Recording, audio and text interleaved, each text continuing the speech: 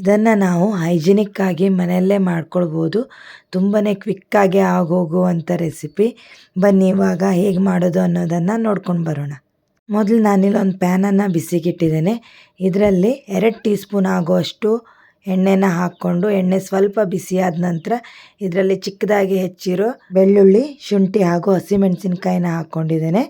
ಜೊತೆಗೆ ಒಂದು ಈರುಳ್ಳಿನ ಹಾಕಿ ಚೆನ್ನಾಗಿ ಇದನ್ನು ಫ್ರೈ ಮಾಡ್ಕೊಳ್ಬೇಕು. ನಂತರ 1 ಕಪ್ ಕ್ಯಾಬೇಜು, 1 ಕಪ್ ಆಗುವಷ್ಟು ಕ್ಯಾರೆಟು, ಜೊತೆಗೆ 1 ಕಪ್ ನಾನಿಲ್ಲಿ ಕ್ಯಾಪ್ಸಿಕಮನ್ನು ಹಾಕ್ಕೊಂಡಿದ್ದೇನೆ. ನಿಮ್ಮ ಹತ್ರ ಯಾವ ವೆಜಿಟೇಬಲ್ಸ್ ಇದೆಯೋ ಅದನ್ನು ಕೂಡ ಹಾಕ್ಕೊಳ್ಬೋದು. ಇವಾಗ ಸ್ವಲ್ಪ ಉಪ್ಪನ್ನು ಹಾಕಿ ಇದನ್ನು ಚೆನ್ನಾಗಿ ಮಿಕ್ಸ್ ಮಾಡ್ಕೊಳ್ತಾ ಇದ್ದೇನೆ. ನಂತರ ಇಲ್ಲಿ ಒಂದು 1/4 ಕಪ್ ಆಗುವಷ್ಟು ನಾನಿಲ್ಲಿ ಬೇಯಿಸಿಟ್ಟಂತಹ ಮ್ಯಾಗಿನ ಕೂಡ ಹಾಕ್ಕೊಂಡಿದ್ದೇನೆ. ಇದರಿಂದ ರೋಲ್ ತುಂಬಾ ಟೇಸ್ಟಿಯಾಗಿ ಬರುತ್ತೆ. ಇವಾಗ ಇದರಲ್ಲಿ ಸ್ವಲ್ಪ ನಾನು ಪೆಪ್ಪರನ್ನು ಈ ರೀತಿ ಕ್ರಷ್ ಮಾಡಿ ಹಾಕ್ಕೊಂಡಿದ್ದೇನೆ. ಸಾಸಸನ್ನು ಹಾಕ್ಕೊಳ್ಳೋಣ. ಸ್ವಲ್ಪ ನಾನಿಲ್ಲಿ ಸೀಝ್ವಾನ್ ಸಾಸು, ಸ್ವಲ್ಪ ಡಾರ್ಕ್ ಸೋಯಾ ಸಾಸು, ಇದ್ರ ಜೊತೆ 1 ಟೀ ಸ್ಪೂನ್ ಆಗುವಷ್ಟು ಗ್ರೀನ್ ಚಿಲ್ಲಿ ಸಾಸನ್ನು ಹಾಕ್ಕೊಂಡು, ಒಂದು 1/4 ಟೀ ಸ್ಪೂನ್ ಆಗುವಷ್ಟು ವೆನಿಗರು, ಸ್ವಲ್ಪ ಟೊಮೆಟೊ ಕೆಚಪನ್ನು ಹಾಕ್ಕೊಂಡಿದ್ದೇನೆ. ಇದನ್ನೆಲ್ಲ ಹಾಕಿ ಚೆನ್ನಾಗಿ ಇದನ್ನು ಮಿಕ್ಸ್ ಮಾಡ್ಕೊಳ್ಬೇಕು. ಇದನ್ನು ನಾವು ತುಂಬ ಬೇಯಿಸ್ಕೊಳ್ಳೋ ಅವಶ್ಯಕತೆ ಇಲ್ಲ. ಸ್ವಲ್ಪ ಇದನ್ನು ಫ್ರೈ ಮಾಡಿಕೊಂಡ್ರೆ ಸಾಕು. ನಾನಿಲ್ಲಿ ಮೊದಲೇ 1 ಕಪ್ ಆಗೋಷ್ಟು ಮೈದಾ ಹಿಟ್ಟನ್ನು ಚಪಾತಿ ಹದಕ್ಕೆ ಕಲಸಿಟ್ಟಿದ್ದೆ. ಇವಾಗ ಅದೇ ಹಿಟ್ಟಿಂದ ಈ ರೀತಿ ನಾನು ಚಿಕ್ಕ ಚಿಕ್ಕ ಪೂರಿನ ಈ ರೀತಿ ಲಟ್ಸ್ಕೊಳ್ತಾ ಇದ್ದೇನೆ. ನಾನಿಲ್ಲಿ 5 ಪೂರಿ ಆಗುವಷ್ಟು ಹಿಟ್ಟನ್ನು ಕಲಿಸ್ಕೊಂಡಿದ್ದೆ. ಇವಾಗ ಈ ರೀತಿ ಎಲ್ಲವನ್ನು ಕಲಸಿ ಅದ್ರ ಮೇಲೆ ಸ್ವಲ್ಪ ಹಿಟ್ಟನ್ನು ಹಾಕಿ ಒಂದ್ರ ಮೇಲೆ ಒಂದು ಈ ರೀತಿ ಈ ಪೂರಿಗಳನ್ನು ಇಟ್ಕೊಳ್ತಾ ಇದ್ದೇನೆ.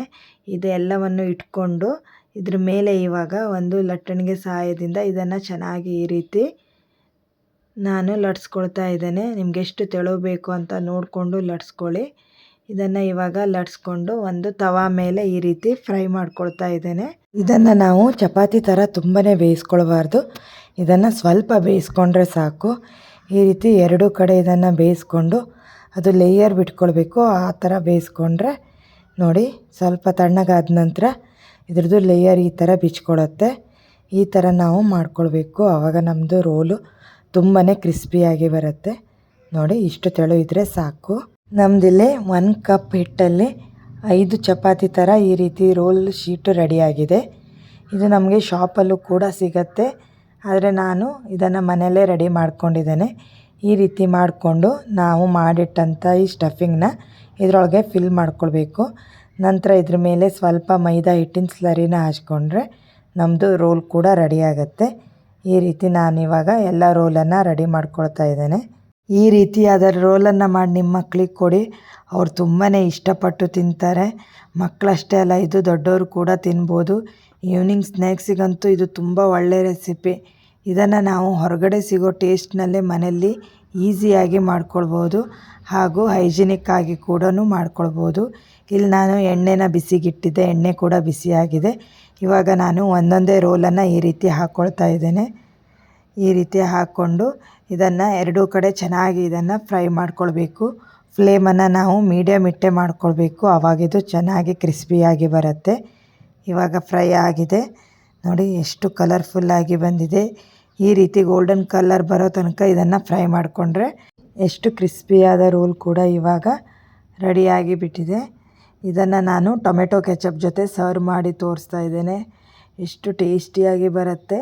ಈ ರೀತಿ ನಾವು ಮನೇಲಿ ಶೀಟ್ಗಳನ್ನು ಮಾಡ್ಕೊಳ್ಳೋದ್ರಿಂದ ನಮ್ಮ ರೋಲ್ ತುಂಬ ಹೊತ್ತಿನ ತನಕ ತುಂಬಾ ಕ್ರಿಸ್ಪಿಯಾಗಿ ಇರುತ್ತೆ. ನೋಡಿದ್ರಲ್ಲ ರೋಲನ್ನು ಎಷ್ಟು ಈಸಿಯಾಗಿ ಮಾಡ್ಕೊಳ್ಬೋದು ಅಂತ. ಹಾಗಾದರೆ ಮಿಸ್ ಮಾಡದೆ ನಿಮ್ಮ ಮನೇಲಿ ಒಂದು ಸಲ ಇದನ್ನು ಟ್ರೈ ಮಾಡಿ. ಇದನ್ನು ನಿಮಗೀಗ ಕಟ್ ಮಾಡಿ ಕೂಡ ತೋರಿಸ್ತಾ ಇದ್ದೇನೆ. ಹೊರಗಡೆಯಿಂದ ತುಂಬಾ ಕ್ರಿಸ್ಪಿಯಾಗಿ, ಒಳಗಡೆಯಿಂದ ಜ್ಯೂಸಿಯಾಗಿ ತುಂಬಾ ಚೆನ್ನಾಗಿರುತ್ತೆ. ನಾವಿದರಲ್ಲಿ ನೂಡಲ್ಸ್ ಹಾಕಿರೋದ್ರಿಂದ ಇನ್ನೂ ಟೇಸ್ಟ್ ತುಂಬಾ ಚೆನ್ನಾಗಿ ಬರುತ್ತೆ. ನಿಮಗೆ ಇದು ಬೇಡ ಅನ್ನೋದಾದರೆ ನೀವು ವೆಜಿಟೇಬಲನ್ನು ಬರೀ ಹಾಕ್ಕೊಂಡು ಕೂಡ ಮಾಡ್ಕೊಳ್ಬೋದು. ಅದು ಕೂಡ ತುಂಬಾ ಚೆನ್ನಾಗಿ ಬರುತ್ತೆ. ಇದನ್ನು ನೀವು ಒಂದು ಸಲ ಟ್ರೈ ಮಾಡಿ. ನಿಮಗೇನಾದರೂ ಈ ರೆಸಿಪಿ ಇಷ್ಟವಾದರೆ ಪ್ಲೀಸ್ ಇದನ್ನು ನಿಮ್ಮ ಫ್ಯಾಮಿಲಿ ಫ್ರೆಂಡ್ ಜೊತೆ ಶೇರ್ ಮಾಡಿ, ಸಬ್ಸ್ಕ್ರೈಬ್ ಮಾಡ್ಕೊಳ್ಳಿ ಹಾಗೂ ಕಮೆಂಟ್ ಮಾಡಿ. ಆದಷ್ಟು ಬೇಗ ಇನ್ನೊಂದು ಒಳ್ಳೆಯ ರೆಸಿಪಿಯೊಂದಿಗೆ ಸಿಗೋ ತನಕ ನಿಮಗೆ ಧನ್ಯವಾದಗಳು.